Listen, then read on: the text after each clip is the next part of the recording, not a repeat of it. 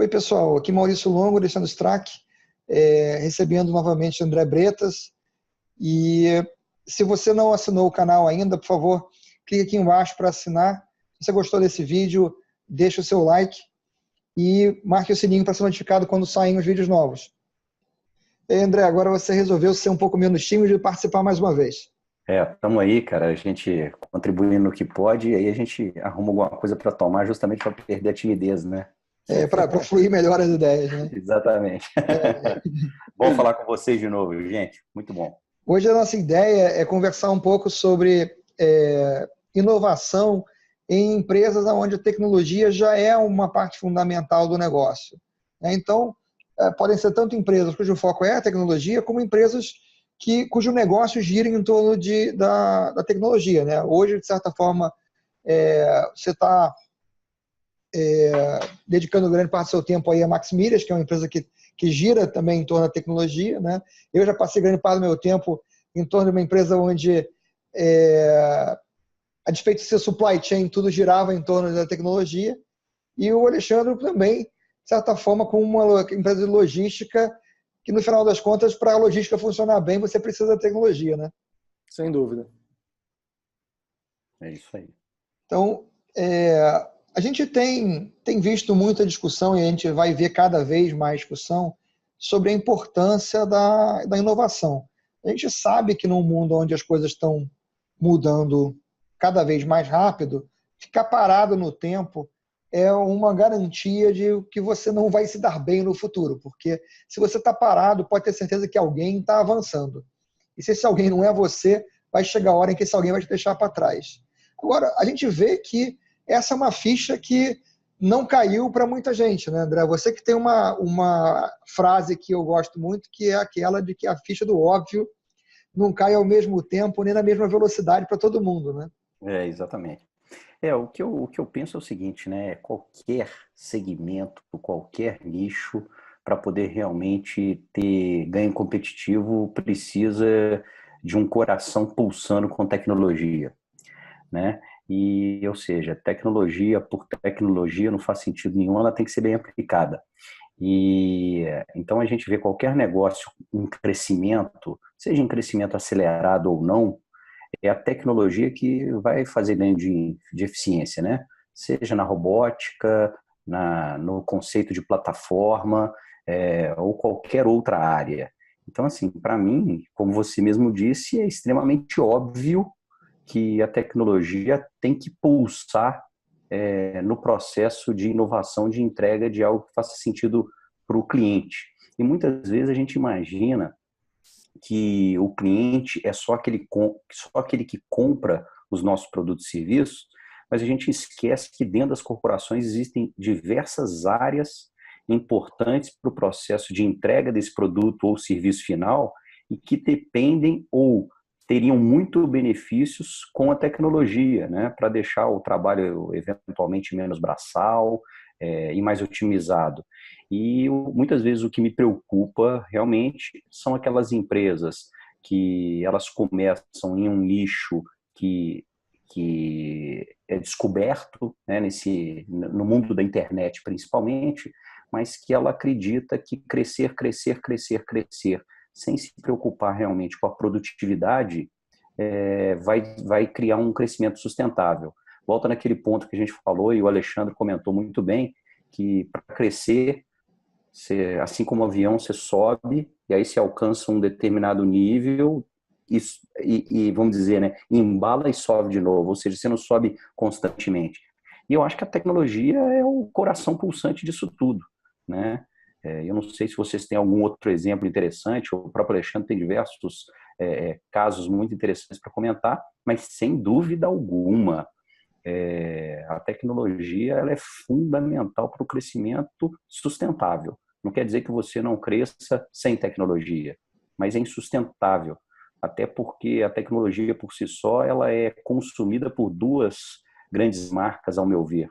Moda, tem muita gente que troca de telefone por moda, e o telefone atendia muito bem, ou então atraso competitivo.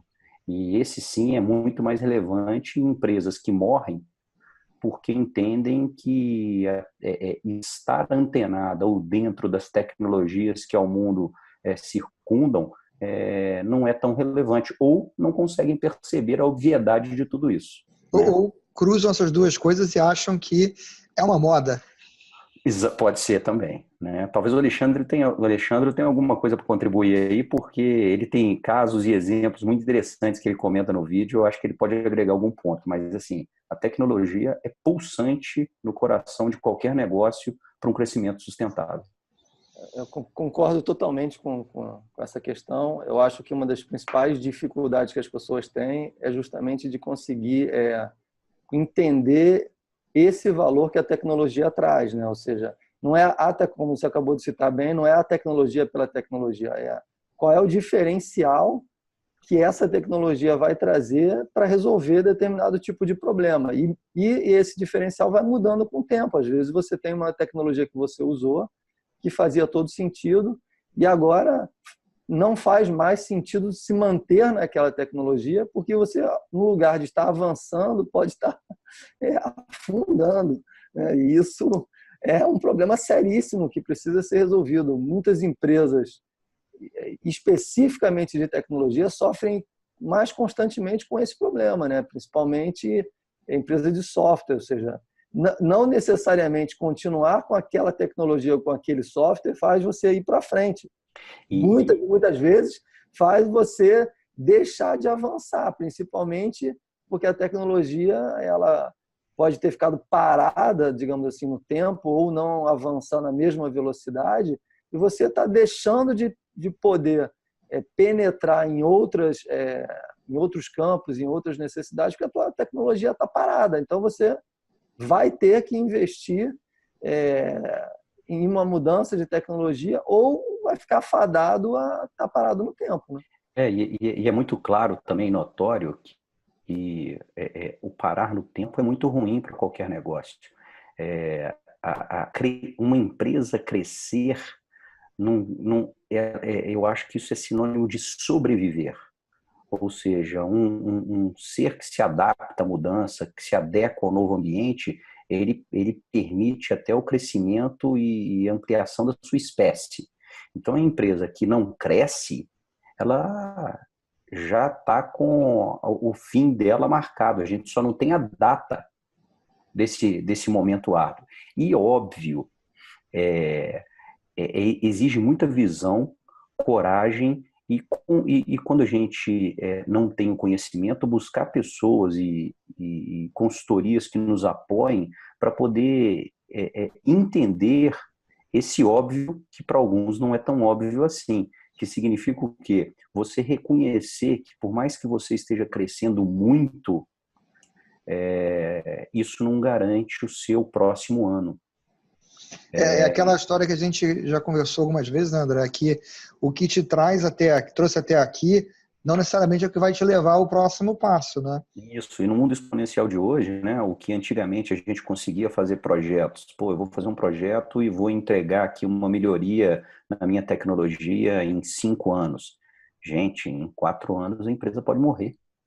Sim. Então, o ajuste, o timing realmente de ter a coragem de se reinventar, testar novas tecnologias internamente é fundamental. E é fundamental quando você está crescendo.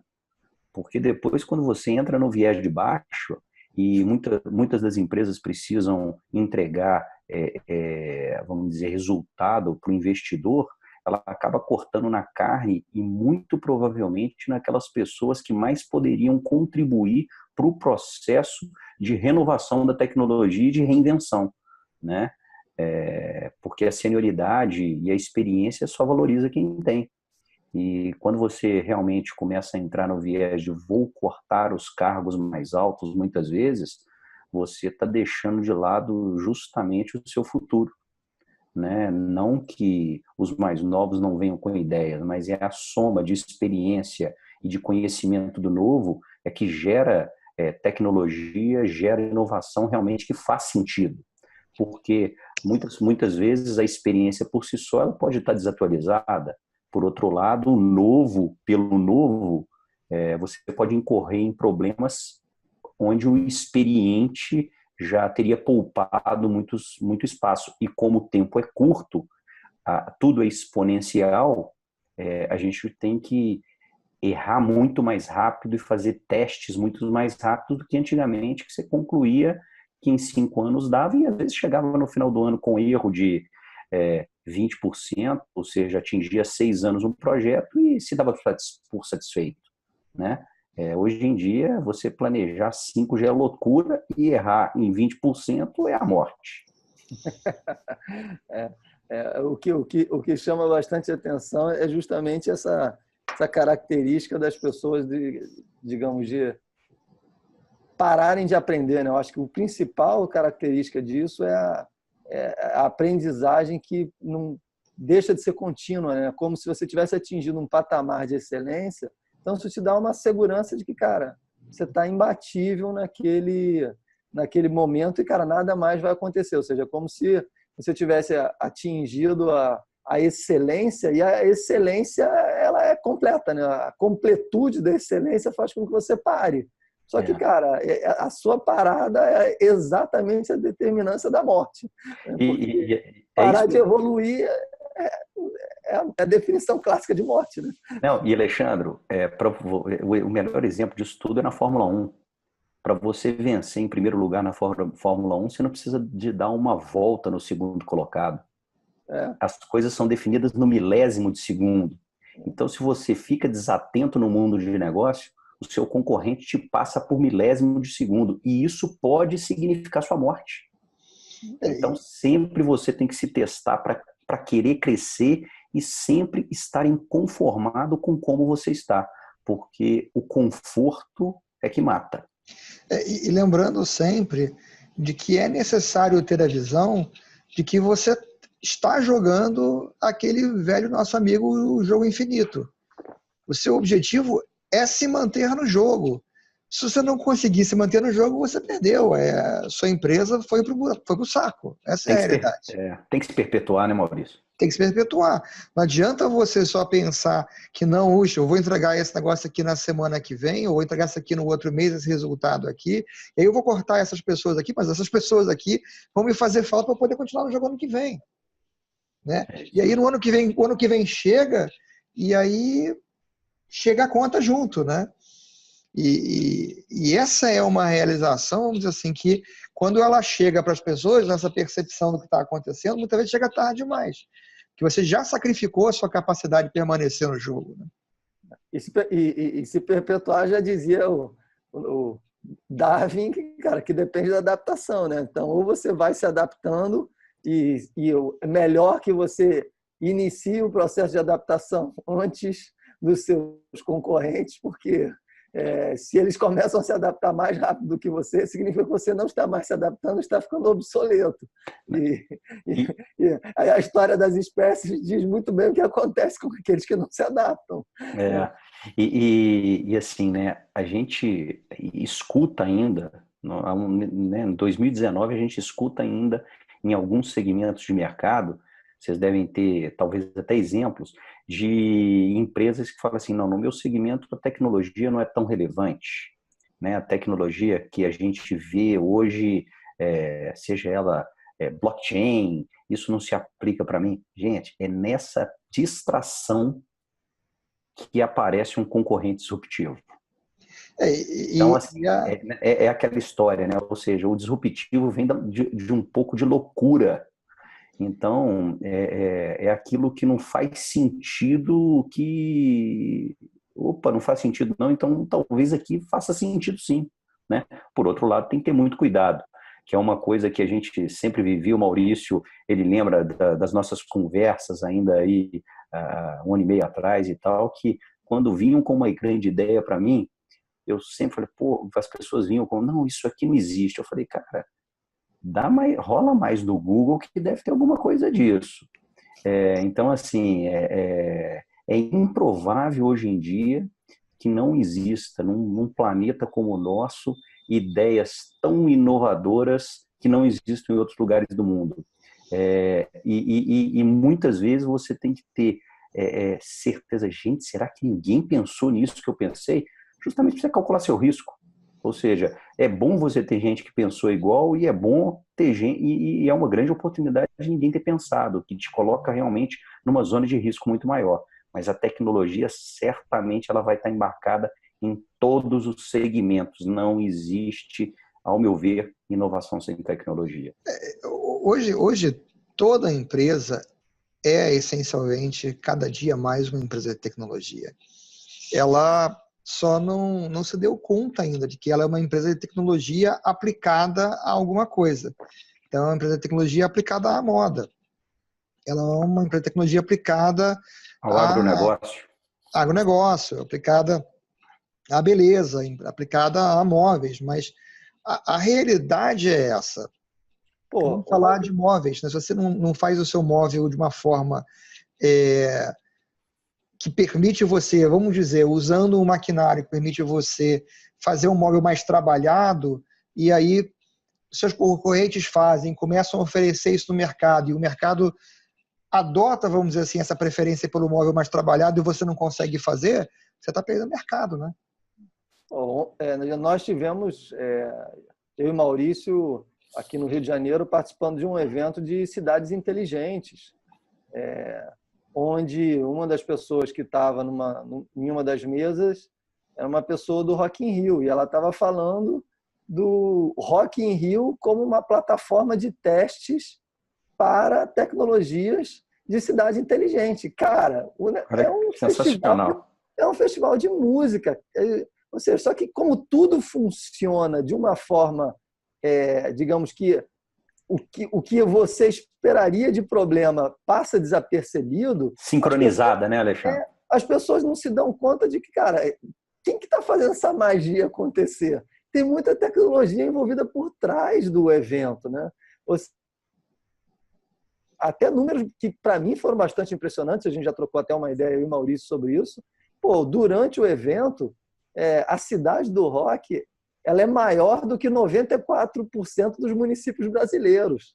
Olha o tamanho disso em 7 dias de evento. Né? Impressionante. E leva em consideração que os caras fazem um evento de 3 dias, 3, depois 4 dias. Ou seja, eles ainda aprendem de uma semana para outra para poder adaptar. O seu áudio falhou, Ângelo. Até onde vocês já ouviram? É que eles aprendem para adaptar e aí cortou. Então, eles aprendem de uma semana para outra, né? Porque 3 dias numa semana e 4 na outra, e já adaptam na semana seguinte. Cara, é muita tecnologia por trás disso. E funciona evitando fila para comer, fila para ir no banheiro, ou para se distanciar de um lugar para o outro. Ou seja, é um evento de música onde a tecnologia está fazendo essa coisa funcionar de uma forma que transforma a nossa experiência numa experiência muito melhor. Então, ou seja, dizer que o Rock in Rio é um evento de tecnologia não é nada demais, ou seja, não é estar extrapolando, é a verdade, é um fato real. Não, isso é muito interessante, né? A gente vê o próprio crescimento do mercado chinês no mundo, e a gente acha muitas vezes que é porque lá tem um mercado consumidor gigantesco e etc. Lógico que isso impulsiona muito das coisas, mas no ano passado eu e um sócio meu da Lava em Casa, né, na qual eu sou cofundador, a gente esteve recebendo um prêmio em Milão, e lá a gente participou com diversas lavanderias. Então eles não olham só plataformas, eles não olham nada direcionado, eles estão olhando o segmento de lavanderia como um todo, ou seja, do equipamento ao serviço prestado e tudo. E assim, chamou atenção muito grande que talvez há anos atrás a maioria dos prêmios relacionados a isso estavam divididos ali entre Alemanha, talvez Japão, Estados Unidos. Gente, a China atropelou. Foram raras as exceções fora da China que ganharam. E de quem venceu todas tinham algum tipo de tecnologia. E aí eu estou falando de tecnologia de software. Não estou falando só de tecnologia do hardware, até mesmo porque o hardware, para existir, tem software embarcado, né?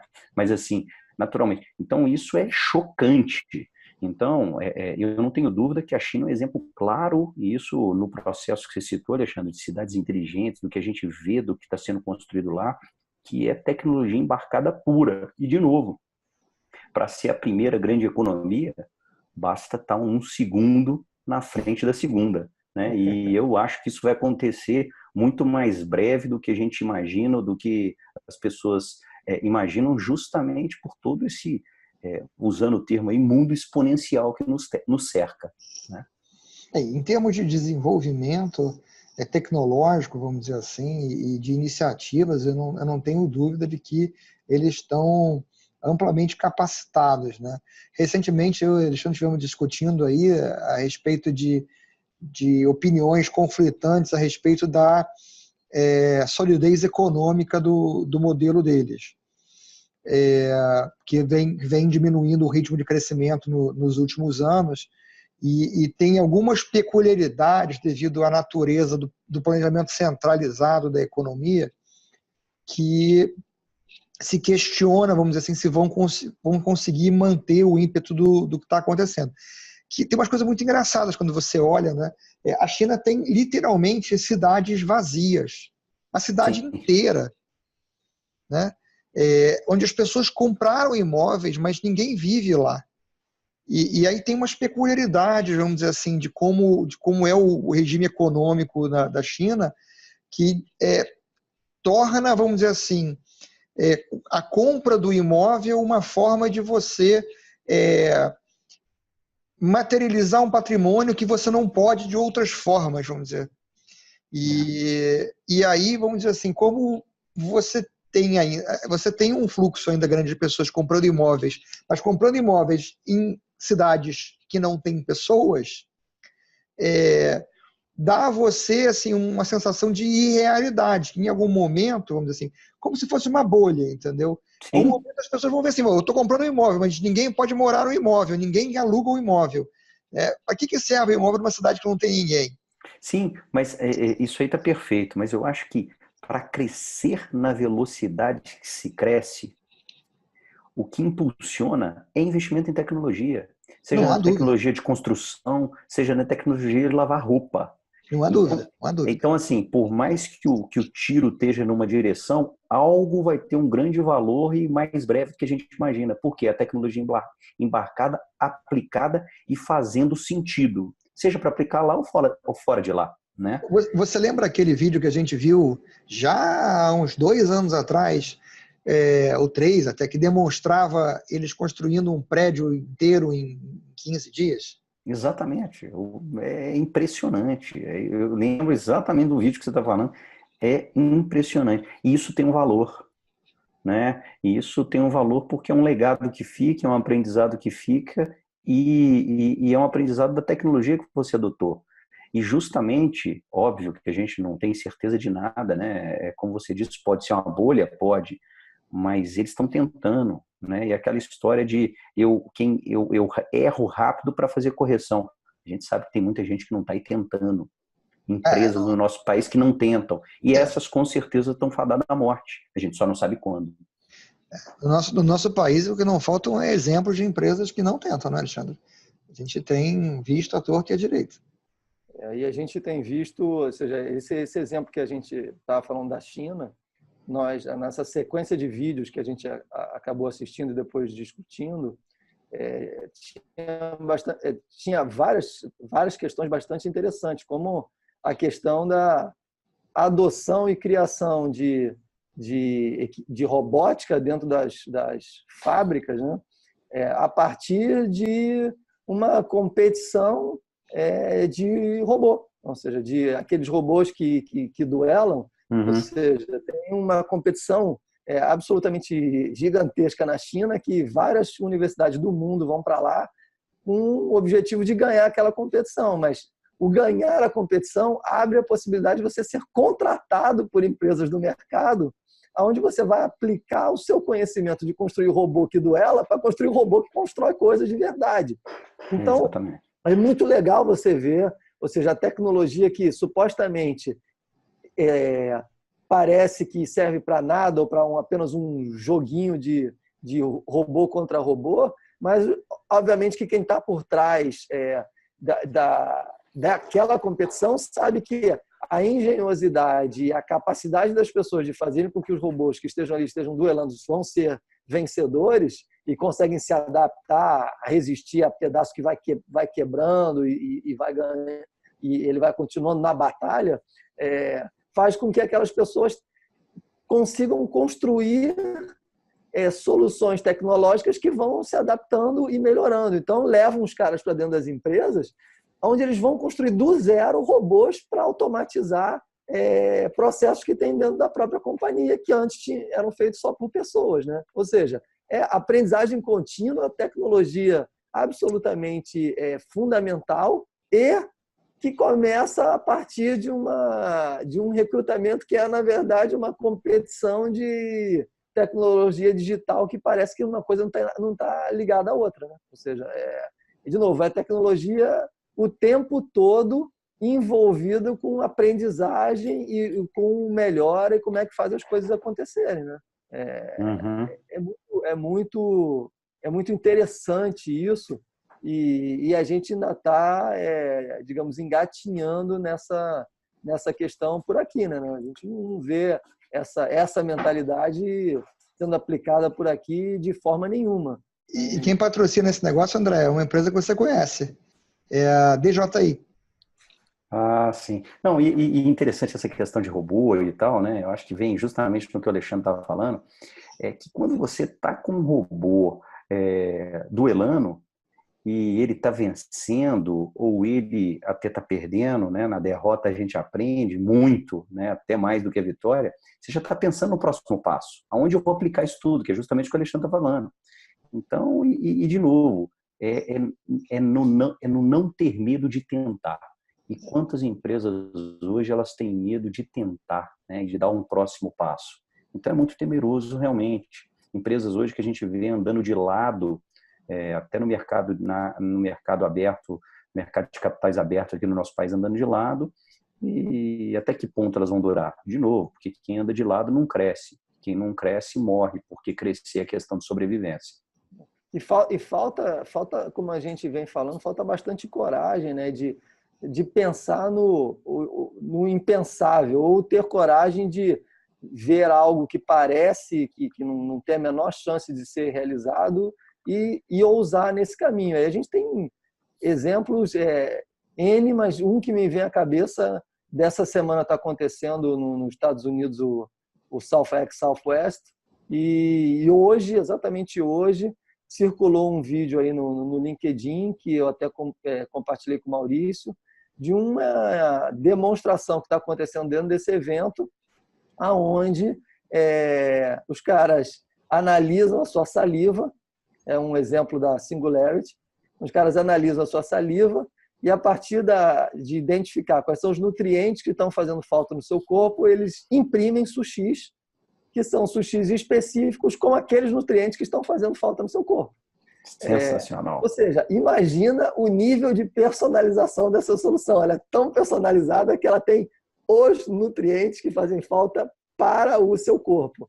Só que quando você fala que isso é impresso, e eu usei isso, um exemplo, hoje, numa palestra que eu dei, as pessoas falam, mas imprimir comida. Eu falei, é porque você está supostamente com preconceito de ver que ela foi impressa. Se eu colocasse na prateleira do supermercado e você não sabe de onde ela veio, você imaginar que é um sushi que veio do peixe, do arroz, que alguém foi lá e preparou. Só que como foi impresso, você fala, mas é uma comida impressa. Eu falei, cara, tira isso da sua cabeça, porque as comidas estão virando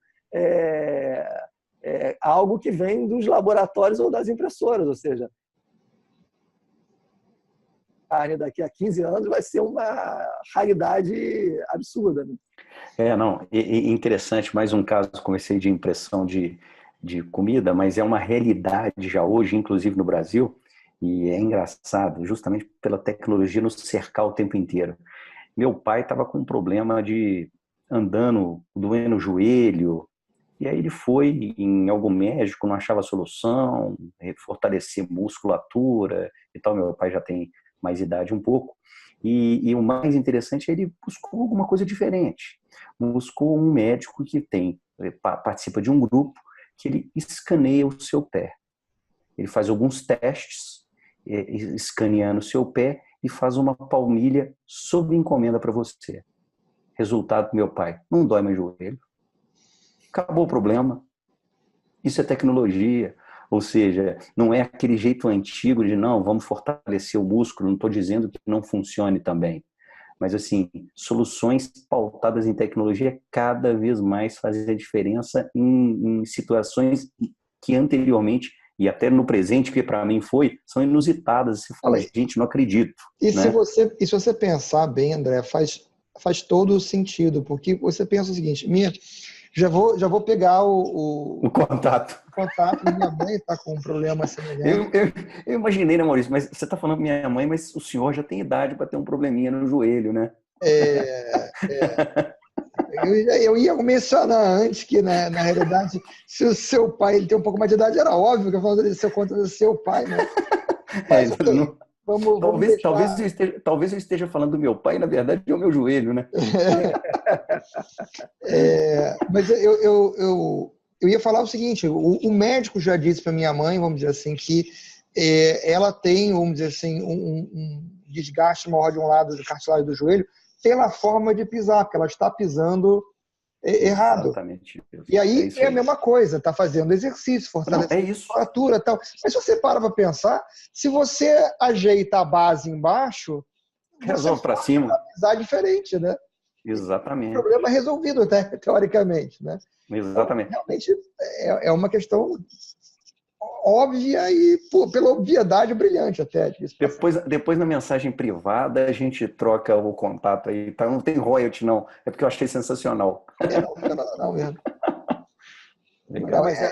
É o exemplo que a tecnologia está à nossa volta nas coisas mais simples hoje em dia. Exatamente. Pois é, que coragem que as pessoas têm de imaginar que isso seja possível e perseguir a solução até que vira algo como esse que transforma a vida, né? Imagina, para quem está com o problema da dor, cara, é milagroso o negócio, né? Ou seja, tal ponto que você fala, cara, não é possível que uma palmilha resolve um problema que causava um desconforto absurdo e uma qualidade de vida muito piorada, né? E Alexandre, e aí vai de novo na percepção, na sensação do ó que a tecnologia causa. Eu já vi mais de uma vez meu pai tirando o tênis para mostrar a palmilha para amigos dele. Então, assim, cara, olha só, e aí a palmilha está escrito quem que fez. Então, cara, olha o que a tecnologia faz, né? Então, assim, é inegável para as empresas, tem que investir em tecnologia mesmo, né? Não tem a menor sombra de dúvida. E tem que perseguir, né, cara? Ou seja, essa questão que a gente vem falando de não tem coragem de começar, muitas vezes tem coragem de começar, mas não tem coragem de continuar na jornada de ir aprendendo, né? Porque a gente ainda vê muita empresa aprendendo supostamente por percepção e não aprendendo de verdade com os resultados que são mensurados e que são claramente demonstráveis, né? Ou seja, o cara não continua o caminho ou não muda o caminho pautado no que ele está captando de resultado. Ele fala, não, mas eu acho que, na verdade, esses prefiro confiar mais na minha percepção.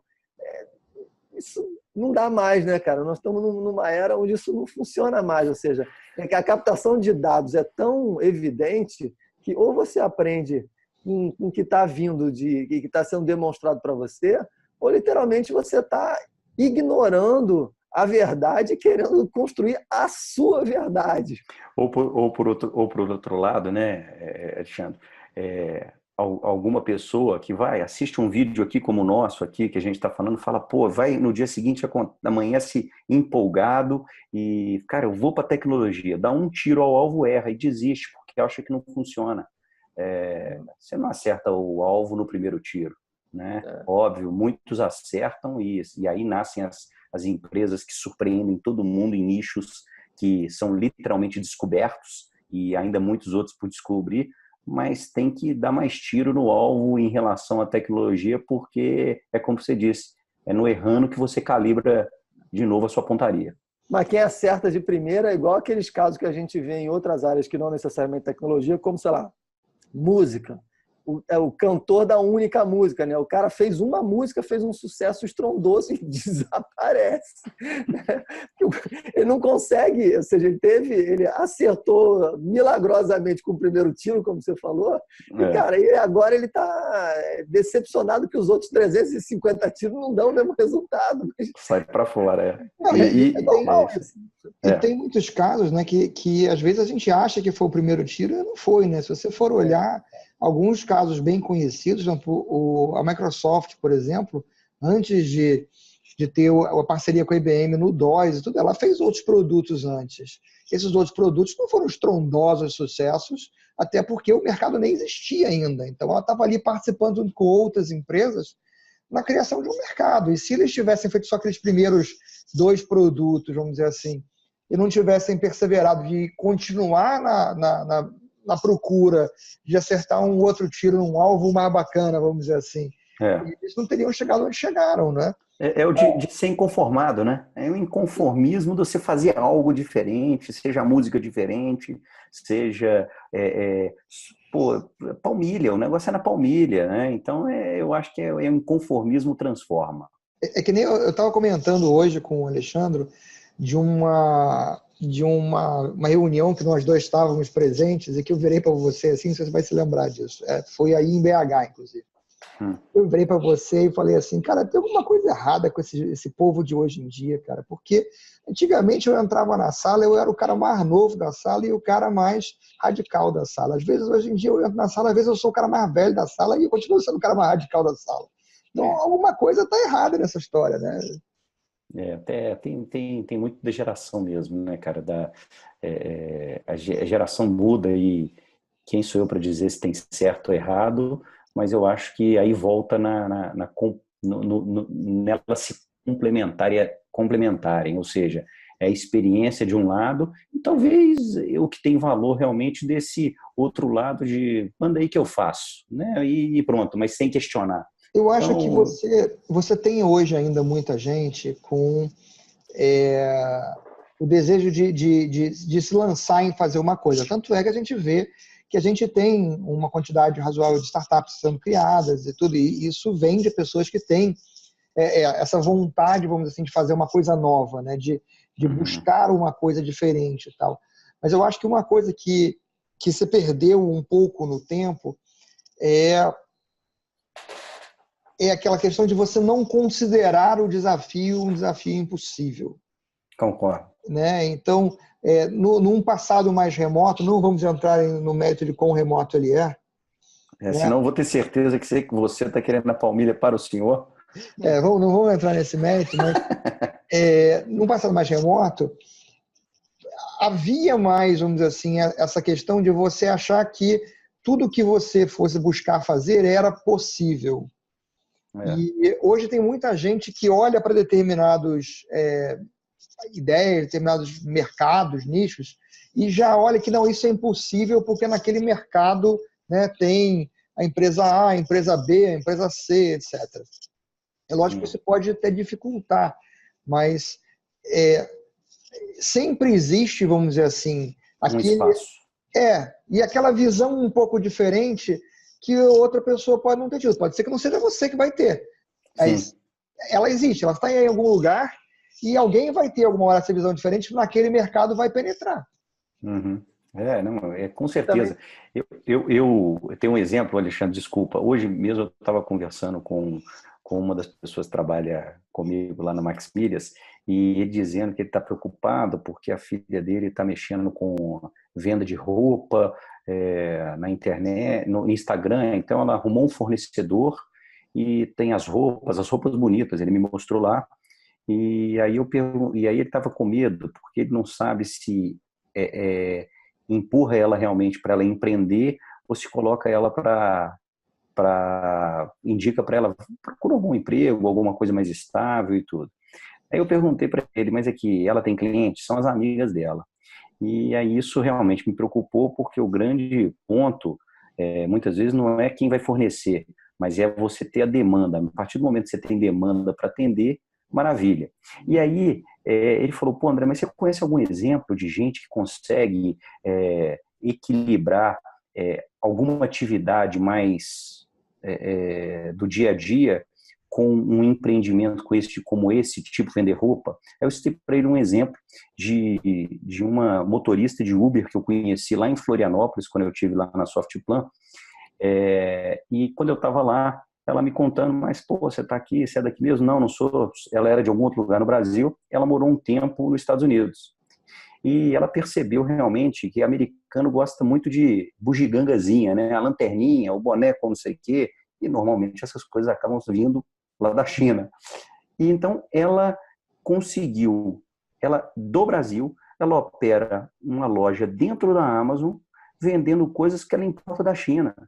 Então ela usa a tecnologia para tudo, e muitas vezes o escritório dela são as pausas que ela tem de Uber para consultar como é que está o estoque, para poder ver se vai fazer uma ordem para repor um depósito da Amazon nos Estados Unidos. Gente, olha que sensacional. Você lembra, André, eu não sei se você lembra disso, assim, porque nós aqui no Brasil, vamos dizer assim, a gente a gente tem um pouco menos de contato com as coisas, porque afinal de contas o nosso país ele gosta muito de atrapalhar. Então algumas coisas que são muito simples em outros lugares aqui são mais complicadas, mas você vê que mesmo assim a moça consegue. Não sei se você lembra disso. Tem um livro que já teve revisão e tudo, que é um livro do Tim Ferriss, The 4-Hour Work Week. E esse cara que hoje é multimilionário, hoje ele virou um influenciador na área de marketing digital, vamos dizer assim.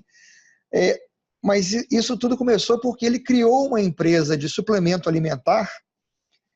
E era exatamente, ele encomendava de uma fábrica, mandava para um armazém, tinha uma outra empresa que ele contratava para fazer via telemarketing as vendas e receber os pedidos e fazer o marketing ativo, etc.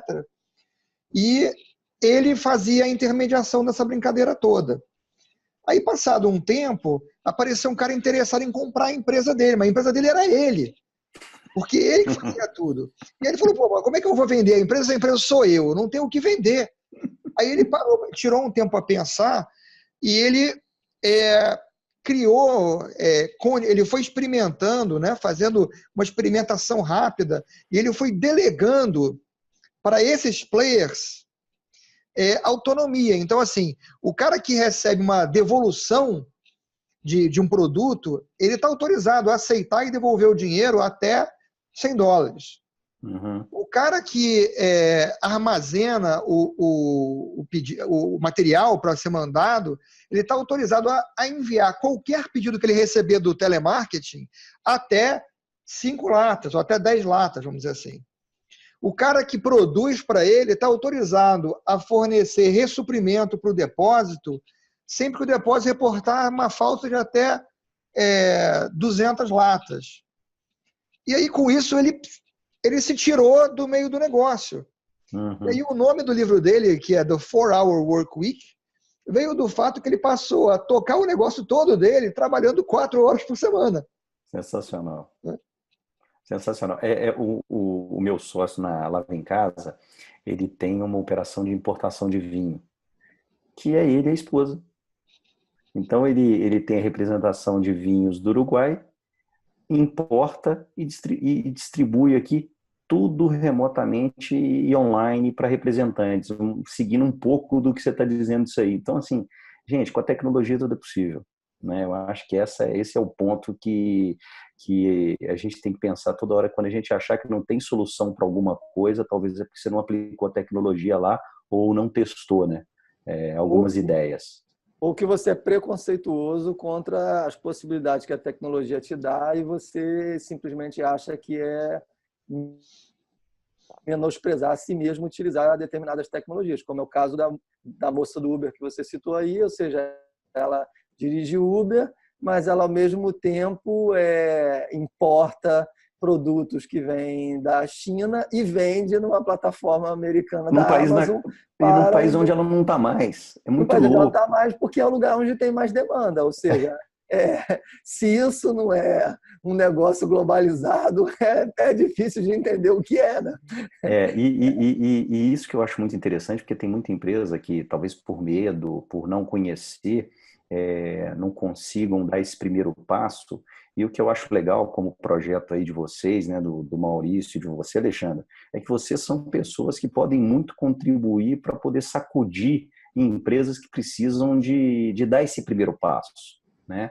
Então, eu acho que eu só tenho a parabenizar realmente, vocês sabem a admiração que eu tenho pelo trabalho de vocês, de realmente estar criando conteúdo e mostrando que tem caminho. E caso esse caminho eu ainda tenha dúvida, é as pessoas acionarem vocês, né? Como o Maurício diz, compartilhando esse conhecimento que vocês estão gerando e quando for um vídeo, curtindo o vídeo, porque eu acho que aqui tem lição ou tem reflexão para muita gente. André, você sabe que uma das coisas que levou a gente a começar isso aqui é que a gente vive, até talvez também como um reflexo da tecnologia, a gente vive num mundo hoje onde muitas pessoas, às vezes até bem intencionadas, né, leem um livro a respeito de um assunto, inovação, ou transformação digital, tal, e saem por aí querendo ensinar para os outros o que fazer. Uhum. Afinal de contas, leram um livro, né? E o livro é legal, o livro é bom, entenderam o livro, legal.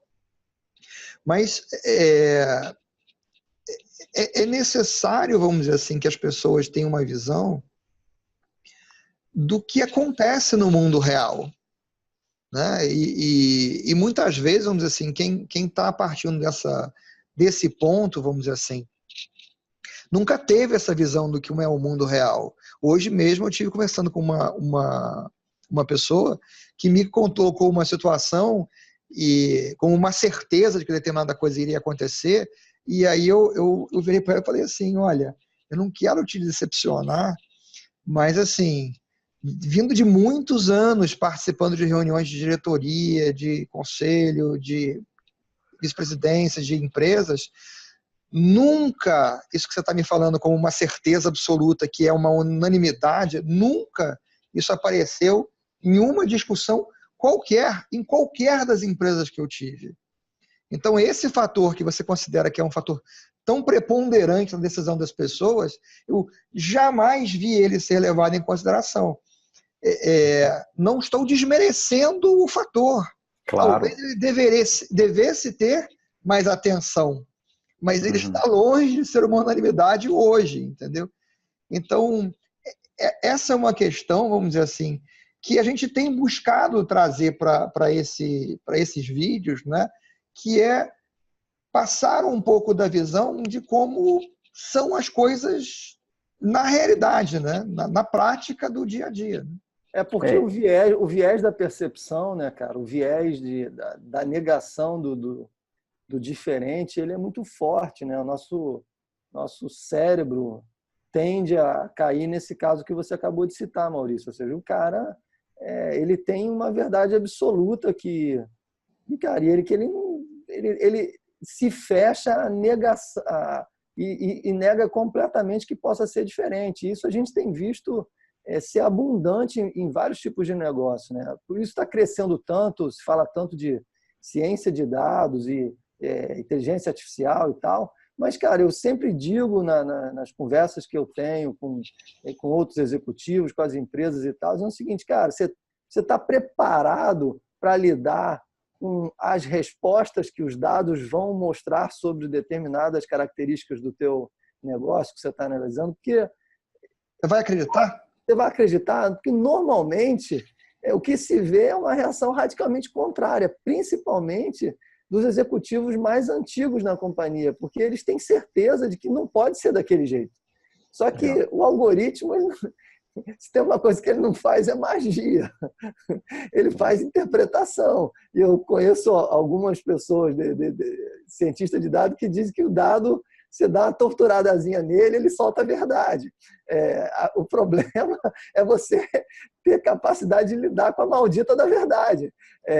E isso é muito radical. Então, o que a gente tem feito é justamente ir mostrando isso, porque nós vivenciamos isso. Eu vivenciei algumas vezes essa realidade de vocês também, do fato de que não é percepção mais, é evidência, né? É aprender, ter coragem de aprender com as evidências e entender, cara, por mais triste que seja, a partir da evidência demonstrada, você vai ter que escolher um novo caminho. É doloroso, eu entendo. Mas, cara, faz parte da evolução da vida. A gente encontra isso em qualquer coisa na nossa vida, independente de ser um negócio ou não. Quando as evidências estão demonstrando que não vai mais, você vai ter que escolher outro caminho. Não, e consciência, né, Alexandre, de que o aprendizado ele vem para o experiente e para o novo, né? Ou seja, a experiência não pode ser prepotência e o jovem não pode achar porque ele é jovem, a experiência deve ser negada. Então, o mundo que a gente vive realmente, a busca pelo aprendizado tem que ser constante, porque é isso que faz crescer.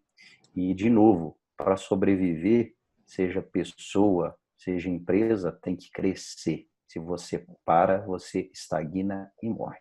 Eu li essa semana um artigo interessante, só para concluir essa história, que está crescendo o que eles estão chamando de coaching reverso, né? O que é um coaching reverso? É muito comum nas companhias você ter as pessoas mais experientes dando coaching para as mais novas, mas reverteu.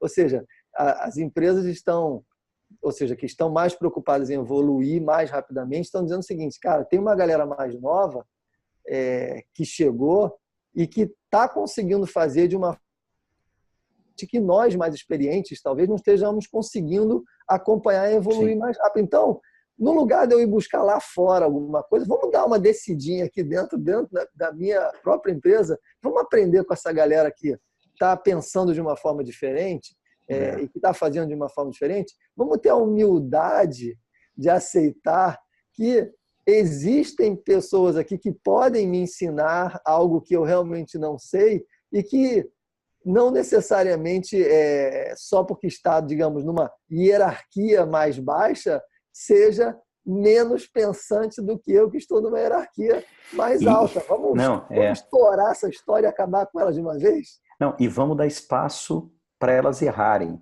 porque para você acertar, você vai errar. Né? Então, assim, e de novo, aí é calibrando a pontaria. Testa um, testa outro, uma hora acerta. Agora, parar e achar que está tudo certo, esse é o perigo. Ninguém pode achar que não tem que estudar. Estudar, além da morte, hoje é a única certeza que você pode ter. E que ninguém te tira, né? Conhecimento ninguém tira. É seu. Vamos fechar por aqui então hoje? Vamos, só uma curiosidade, o fundo seu mudou, o do Alexandre continua o mesmo, o meu mesmo, você agora está com fundo branco, aí mudou de cômodo? Não, é só a configuração da câmera. Então vai lá, ficou bom o fone de fundo. É só a configuração da câmera. Minha câmera, não sei o que acontece, todos os dias eu tenho que resetar o white balance dela. Ela volta sempre pro zero, vamos dizer assim, e eu apareço azul na câmera, como se fosse um ET. E aí eu regulo, né? E aí você deve estar vendo só uma variação na regulagem. Um dia, daqui a pouco eu vou ver você com um fundo aí, chroma key, para poder colocar na gravação final um fundo bacana e tal, porque esse aí agora ficou mais clean. Você gostou da ideia? Eu já fiz a experiência, Tá vendo? Isso aí é adotar tecnologia. Já fiz. E é o trial and error aí na história, né? Eu já fiz a experiência. Experimentos.